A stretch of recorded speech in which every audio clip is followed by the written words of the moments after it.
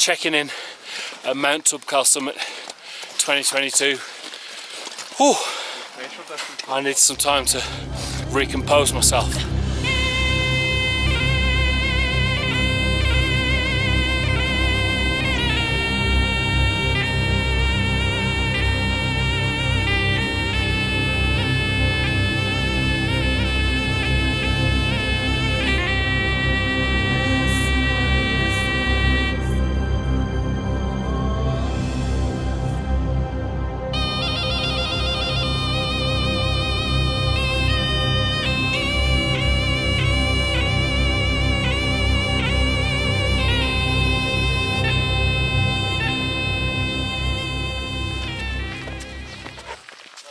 When in Morocco, climb North Africa's highest peak.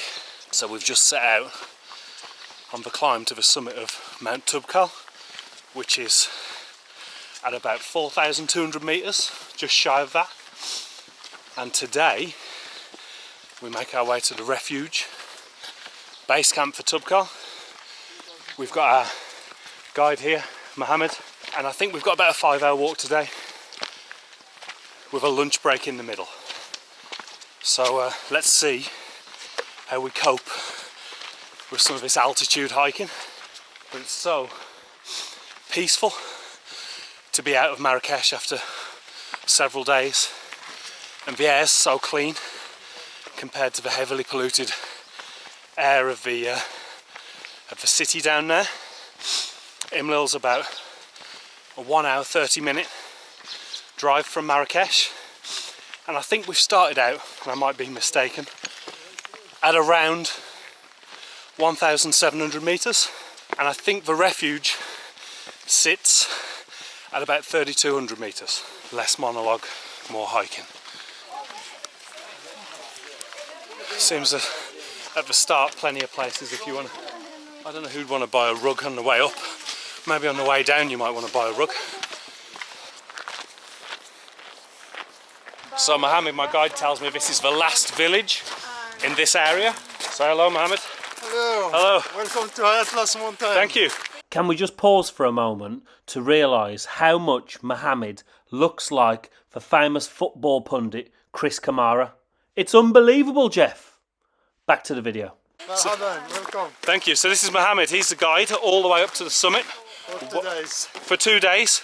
So we're staying at refuge tonight? Yeah, we stayed 3,200 meters. Okay, and where are we now? What altitude? We are in 1,800 meters. Okay. Yeah. We have like 5 to 6 hours from here to the hut. Okay. We spend the night there. Yep. And tomorrow morning we start with very early morning. Yep. At 5 o'clock in the morning we start. Yeah. From the hut to the peak we have like 3 hours walking up to the peak. Plus 2 hours back to the hut. We have lunch there, and we do 4 hours from the hut to Emil, to him. Okay. In 2 days. Sure. So Mohamed was telling me that he made this return journey, this 2-day return journey, and came back yesterday. Yeah. And he's back at it again today. Yeah. It's tough. He's a fit man, we know that.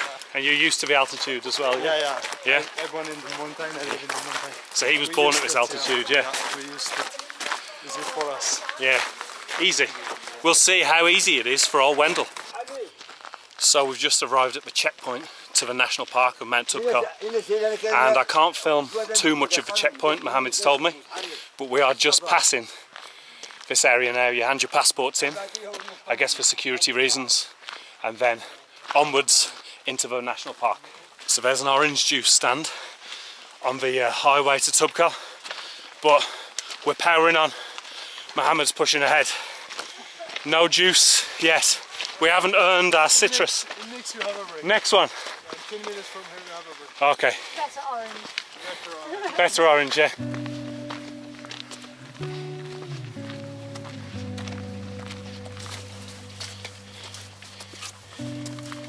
I can't emphasise how stark the contrast is after several days in Marrakesh, which is an incredibly chaotic and polluted, albeit fantastic city, and then to be here, clean air and just peaceful, quiet surroundings apart from me yamming on, probably ruining the silence for everyone.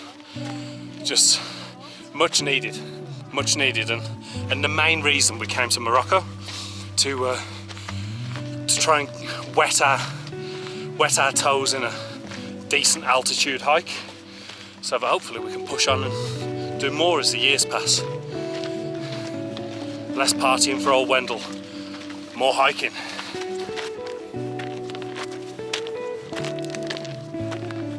I was just telling Mohamed that maybe this video might better my best video and we might get 1 million views.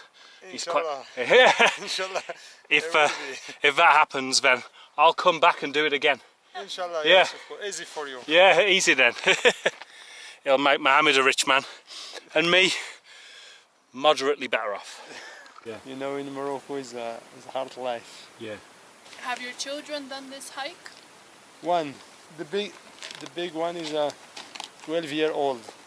Last year, 11 year, I bring them with me in the summer. But in the last 10 minutes, he crying. He tell me, I want to kill me, I want to die. Coffee? Oh yeah. I reckon I'll have coffee. We're going on the Toubkal mountain coffee hunt. Yalla. Yalla. Do you know why I know the word yalla? Yalla means let's go. I know, but in Cornwall, our local coffee company is called Yalla. Yalla. Yalla, it's really good coffee. Yalla. Yalla coffee, very good. So I'm going to check out the Toubkal midpoint shop and see what they got. Apparently they got tea. Hello, yeah, you? Yeah. Do you have hot drinks? Yeah. Hot drinks. Orange. Coca. Do you have coffee? Coffee, yeah. Two coffee? Two. Two. Milk. Milk, yeah. Milk? Yeah. Yeah, okay. Yeah. This sure beats Starbucks. My local Starbucks in Hale, in Cornwall. I think, regardless of the beans that this man uses, it's going to be the best cup of coffee I've had for a while. Look at this view, folks. The air's starting to get quite crisp now. Starting to see how the altitude's affecting the air. I don't know how high up we are. How high up now, Mohamed? 2,350 metres. So probably the highest altitude that Wendall's ever experienced in his 39 years so far. And I'm feeling good already. But obviously, I've got to almost double this. So I won't speak too soon. Feeling good already, but not counting my chickens. Let's check out this man's shop, see what he's got for sale for you folks if you ever make the hike up to the summit of Mount Toubkal, or at least only to the refuge. Plenty of Pringles, sour cream, hot and spicy. You got some chocolate bars, some Mars, some Snickers, a leaking pipe, plenty of Sprite, Coca-Cola. This man's got it all. Cafe Sham Harouche. Seems that he does hot food as well, bread. I don't know where we are on this map, probably right down the bottom. This is like the snow line in winter. Summit of Toubkal. Tizi and Toubkal. This is 356, so this is above the refuge. Maybe the refuge is somewhere around here. And we're way down here. So far so good, folks. Wendall's coming into his own. I'm really enjoying the just the opportunity to be up here in these types of surroundings. You just forget about all the worries that you have back home, and the only important thing is the next step. That's the most philosophical elucidation that I've arrived at so far. The barista of Toubkal. Yeah. I'm already getting grief from Vicky and Mohamed at the front for saying, come on Wendall. But it's easy for them. They're just hiking. I'm creating a cinematic masterpiece here in the High Atlas. So I'm gonna take more time to get up here.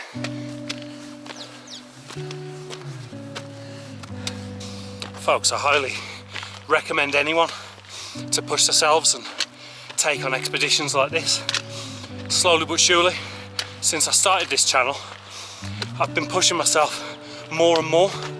I was in very bad shape when I started this channel, And as I've wanted to create more and more videos, I've pushed myself more and more, and you might not even be able to walk around the block back home, but walk that block, then walk 2, then try and jog a kilometre, then make it 2, then make it 5, then start hiking, and then even when you think you can't hike to 2,500 metres, try it.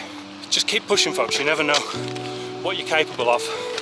I still don't know what I'm capable of or not. I might live to regret these words later today or tomorrow, but there's only one way of finding out, and it's definitely the best way to live. Pushing yourself past what you thought were your previously accepted limits. You'd be surprised what you're capable of if you just keep pushing a little further each time.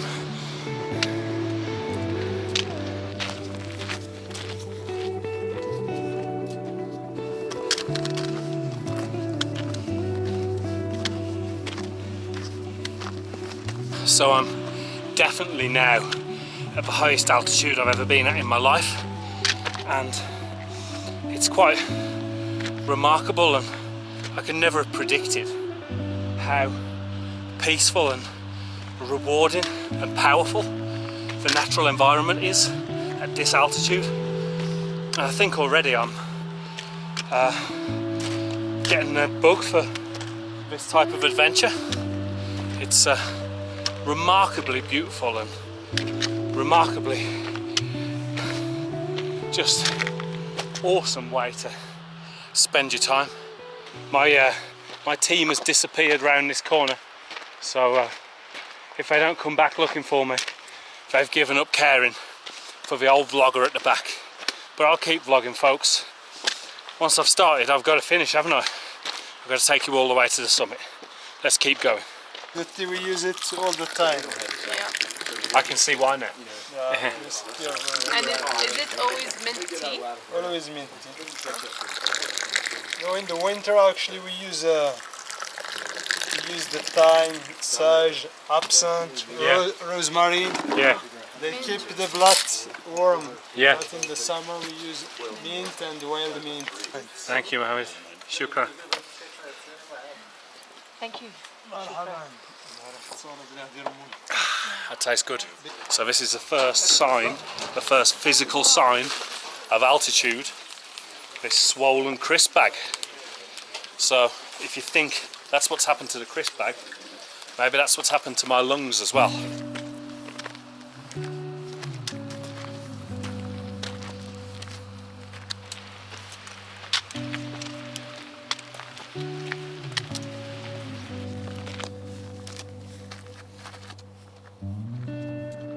So as we're getting really close to the snow line here by the refuge, there is snow falling from the air, which is absolutely awesome. I didn't know if we'd really get that, but flakes of snow falling around me as I ascend to the refuge. Just magical. What a magical experience. How awesome is it, the snow? I know, yeah. I didn't expect that. No. I didn't expect there'd be snowfall like this low below the snow line. No. I know that the snow line starts at the, so I read that the snow line starts at the refuge. Oh, okay. Thanks, mate. Cheers. High five, Vicky. High five. High five. Well done. Okay, come on inside, guys. Come on in.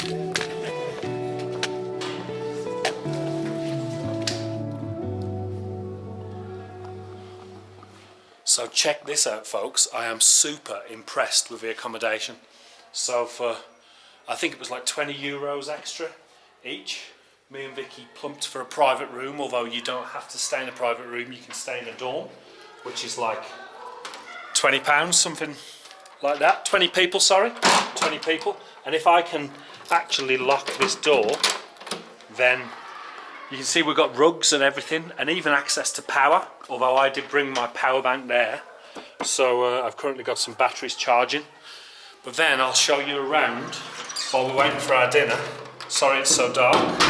So in here we have a balcony And then more like communal areas to chill.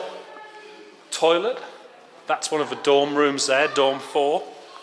And then downstairs we have better light, more dorms, boots there.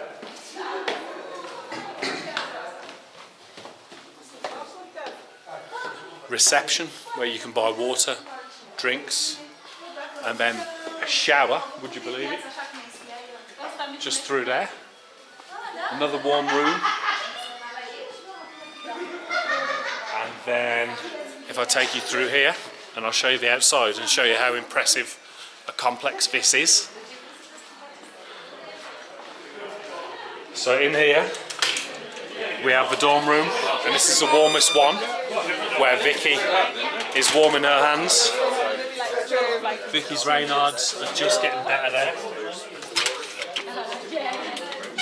And then I'll show you outside, folks, before the light drops, because once the light drops, we're screwed.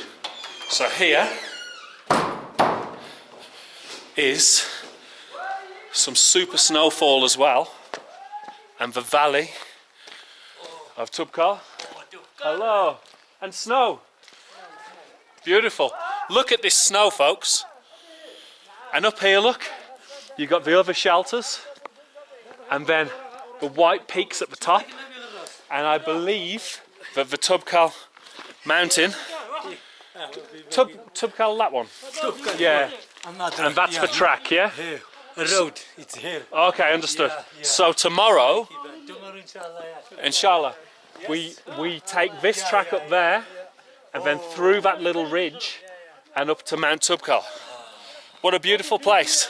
It's time to put the camera away, get some food in our bellies, and get an early night. You can see as well, I forgot to thank up here the donkeys who live in the I think the donkeys live like in the entrance to the refuge, and then the heat that comes from the donkeys being in there helps to heat everything. At least that's what I think. That's what Wendall would do if he was designing these structures. Although I'm sure that the Berber people are cleverer at living in these conditions than me. We've got some late arrivals here. They've obviously moved up the valley much slower than we did. Our group of 4 with super guide Mohamed. Anyway, folks, it's time for supper, dinner, in the warmth of the shelter. And I'll start this vlog again tomorrow when we leave at about 5 in the morning. Until next time, let's eat and then yalla. How's life in the Toubkal icebox, Victoria? It's cold. I was having serious issues with my Reynards earlier. Okay. It took about half an hour for them to come back to normal. So we've got to get up at 3:45 in the morning tomorrow. You can see my breath. And then we have breakfast, and then we are up and out towards the summit at 4:20. 4:20. So yeah, I'll show you my bedtime regalia. I've got a sleeping bag, I'm fully clothed, I can't be asked to pull it all off.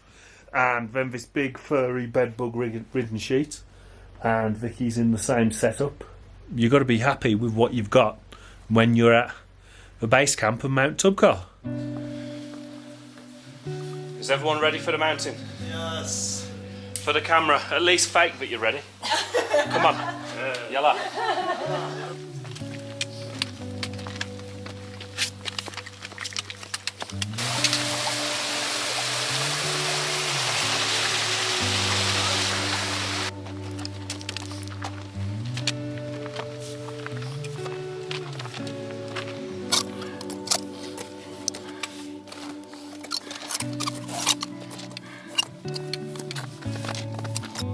Camera on.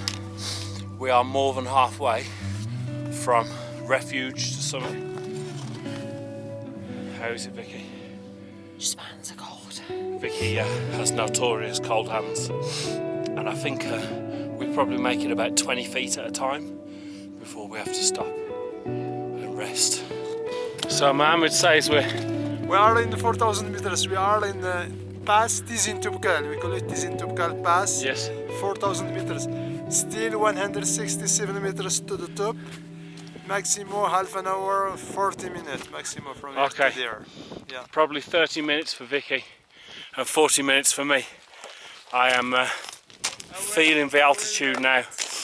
Every few steps you need to take more breath, and I found out that I've got quite a painful right hip, which I guess you only find out when you do these things. Look at this view. Fantastic view. Amazing. The top of Africa. Yeah. We are in the highest in North Africa. Highest point in North Africa. It doesn't feel very much like Africa up here. It's pretty cold. Yeah. I can't see any lions or And actually today elephants. actually today is not cold as we expect. Okay. Yeah. What do you think the temperature is? Now it's -9. -9 up here. -9 degrees Up the rocks. and 167 meters to the top of there. Yalla. Yalla, yalla.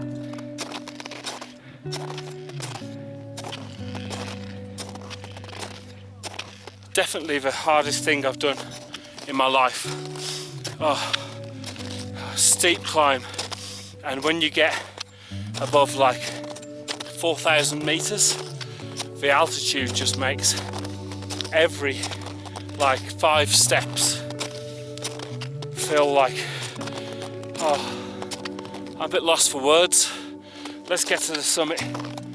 Just look at the peace and tranquility up here.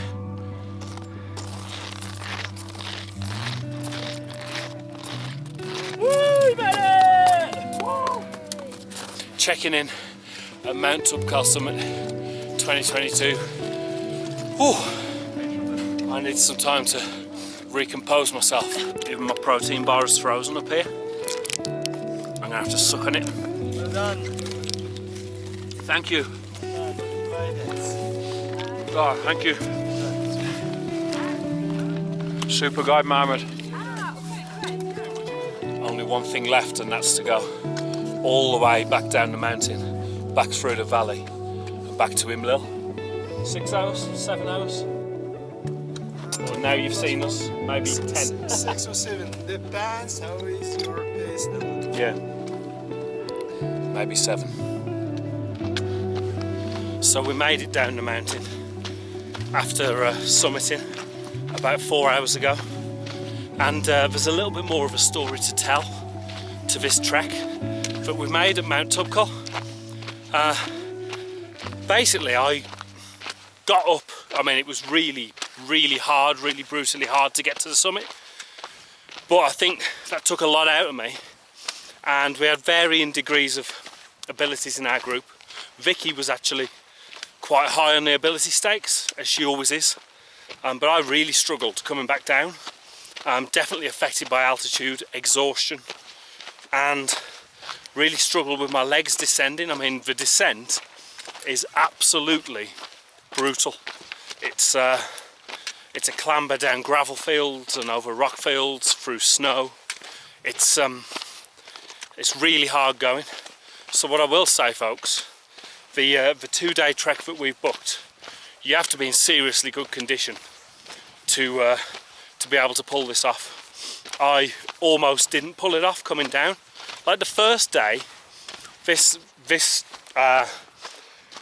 trail, which leads through the valley from Imlil to Toubkal, incredibly beautiful and very moderate track.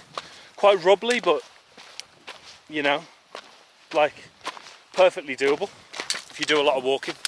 But the second day, I mean, not only are you climbing a mountain that's well over 4,000 meters, but then, you know, you descend. But that's not it for the day. You now have to walk all the way back to Imlil. So you're talking about maybe like 12 hours hiking, top end, which is a lot, especially when you've climbed a 4,000 meter mountain. So bear that in mind, folks. This is not, by any stretch of the imagination, an easy adventure. It's a hell of a challenge, and I didn't realise how much of a challenge it was going to be. Anyway, several hours hiking left before we get to Imlil. So let's continue.